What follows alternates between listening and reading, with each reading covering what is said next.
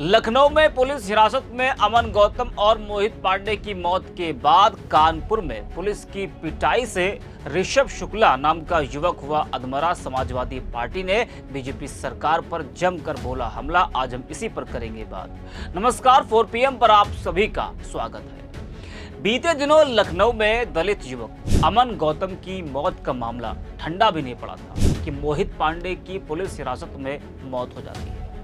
इन दो मौतों से योगी आदित्यनाथ सरकार बुरी तरह फंसती जा रही है। मोहित पांडे और अमन गौतम की मौत पर जमकर राजनीति हो रही है। विपक्ष को बीजेपी सरकार पर हमला बोलने का एक बड़ा मौका मिल गया।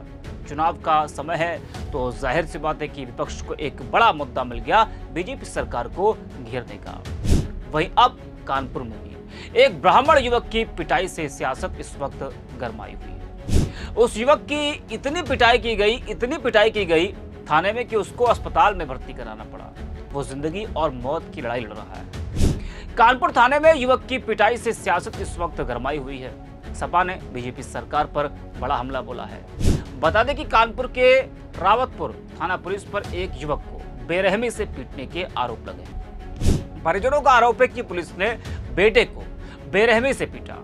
बेहोशी की हालत में भर्ती कराया गया है। उसकी हालत गंभीर बनी हुई है। वहीं पुलिस का कहना है कि युवक एक महिला के साथ आपत्तिजनक हालत में पकड़ा गया था। सिपाहियों ने टोका तो उसने थप्पड़ जड़ दिया। जब उसे थाने लाया गया तो उसकी तबीयत बिगड़ गई। जी हाँ, अब पुलिस की इन बातों पर कितना विश्वास किया जाए। अमन गौतम की मौत के मामले में भी पुलिस ने जो सफाई दी, उसके बाद जो सीसीटीवी फुटेज सामने आया, उससे पुलिस की पोल खुल गई। तो पुलिस जो बातें कह रही है या पुलिस जो सफाई पेश कर रही है, उसमें सच्चाई कितनी है? पुलिस की बातों को कितना माना जाए कि आप सच बोल रहे हैं? आपको बता दें कि कल्याणपुर खुर्द में रहने वाले ऋषभ शुक्ला की पंचर की दुकान है और इस मामले को लेकर सियासत इस वक्त गरमाई हुई है। वह इस पूरे मामले को लेकर एसीपी कल्याणपुर अभिषेक पांडे ने बताया कि रावतपुर थाना क्षेत्र स्थित केडीएमए स्कूल के पीछे पुलिस गश्त कर रही थी। तभी एक युवक महिला के साथ आपत्तिजनक हालत में दिखाई दिया। पुलिस कर्मियों ने जब टोका तो युवक ने एक सिपाही को थप्पड़ जड़ दिया। इसके बाद पुलिस कर्मियों और युवक में हाथापाई शुरू हो गई। थाने से फोर्स बुलाई गई और युवक को पकड़कर थाने लाया गया और इसी दौरान उसकी तबीयत बिगड़ी। मामले की जांच की जा रही है। अब इस पूरे मामले को लेकर समाजवादी पार्टी ने एक्स पर लिखा है। इससे पहले सपा ने जो लिखा है वो बताने से पहले जो पुलिस यहाँ पर कह रही है कि आपत्तिजनक हालत में उसको पकड़ा गया, उसके बाद जब पुलिस ने टोका तो उसने थप्पड़ जड़ दिए। होता क्या है कि जब पुलिस घटनास्थल पर पहुंचती है तो उसकी पूरी वीडियो बनती है। अगर वो आपत्तिजनक हालत में पकड़ा गया था तो तमाम पुलिस वाले होते हैं वो अपना कैमरा चला रहे होते हैं। क्या किसी ने कैमरा चलाया था वहाँ पर? कि किसी ने वीडियो शूट किया था पुलिस के किसी सिपाही ने या पुलिस कर्मियों ने? घटना का अगर पुलिस को उसने थप्पड़ जड़ा तो उसका वीडियो तो सामने होना चाहिए ना, लेकिन नहीं। पुलिस तो कह रही है, अब जब पुलिस कह रही है तो मानना ही पड़ेगा। अब इस पूरे मामले को लेकर समाजवादी पार्टी ने एक्स पर लिखा कि यूपी के लखनऊ में ठाकुरवादी सीएम योगी की पुलिस की 3rd डिग्री टॉर्चर के बाद मोहित पांडे की मौत हो गई। अब कानपुर में ब्राह्मण युवक ऋषभ शुक्ला जिंदगी और मौत के बीच झूल रहा है। क्या ब्राह्मणों को मरवाने का कोई टारगेट सेट है इस सरकार में? पिछड़ा दलित मुसलमान के बाद अब ब्राह्मण इस योगी भाजपा सरकार के निशाने पर है। तो लगातार यूपी पुलिस सवालों के घेरे में है। कभी रिश्वत के मामले में तो कभी पुलिस हिरासत में हो रही लोगों की मौत को लेकर तो कभी पिटाई को लेकर। जी हाँ, यूपी पुलिस पर और बीजेपी सरकार पर इस वक्त तमाम सवाल खड़े हुए हैं। लखनऊ में मोहित पांडे की मौत से जिस तरीके से सियासत हो रही है तो कानपुर मामले में भी विपक्ष को एक बड़ा मौका मिल गया है।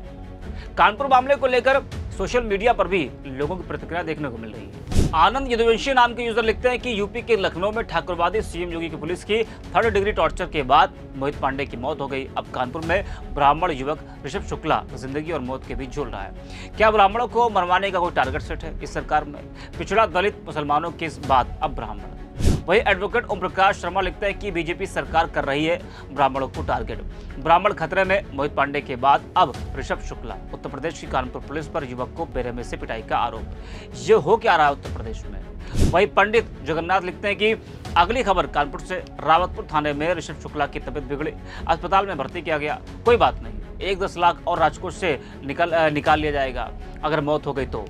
अब तो एक जान की कीमत 10 लाख रुपए फिक्स हो चुकी है। जी हाँ, तो लोग कह रहे हैं कि जब किसी की मौत होती है तो जिस तरीके से सरकार मदद कर रही है, किसी को 5 लाख, किसी को 10 लाख, किसी को नौकरी, तो उस पर लोग कह रहे हैं कि अब तो जान की कीमत 10 लाख रुपए फिक्स हो चुकी है। क्योंकि आपने बहराइच हिंसा में जिस तरीके से रामगोपाल की मौत हुई तो उनके परिवार को भी योगी आदित्यनाथ सरकार ने मदद किया। उसके बाद मोहित पांडे के परिवार को भी मदद दी गई सरकार की तरफ से।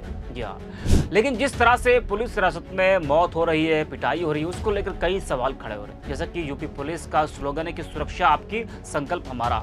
लेकिन मालूम नहीं कि ये कैसी सुरक्षा है और कैसा संकल्प है कि हिरासत में आदमी की मौत हो जा रही है। बता दें कि यूपी पुलिस पर ऐसे दाग कोई पहली बार नहीं लगे। इससे पहले भी पुलिस हिरासत में कई मौतें हो चुकी हैं। कुछ आंकड़ों को आपके सामने रखता हूं कि आज तक की रिपोर्ट के मुताबिक साल 2018 से 2019 के बीच 12 लोगों की मौत पुलिस हिरासत में हुई थी। 2019 से 2020 के बीच 3 लोगों की जान पुलिस हिरासत में गई है। वहीं 2020 से 2021 के बीच 8 लोगों ने पुलिस कस्टडी में दम तोड़ा। 2021 से 2022 के बीच भी पुलिस कस्टडी में 8 लोगों की जान गई। 2022 से 23 के बीच में 10 लोगों की जान पुलिस कस्टडी में गई है। बात अगर इसी साल यानी कि 2024 की जाए तो अब तक 4 से ज्यादा लोगों की जान पुलिस हिरासत में जा चुकी है। अब कस्टडी में होने वाली इन मौतों पर यूपी की सियासत सुलग रही है। सरकार को विपक्ष जमकर घेर रहा है। इस वीडियो में इतना ही। आप देखते रहिए 4PM।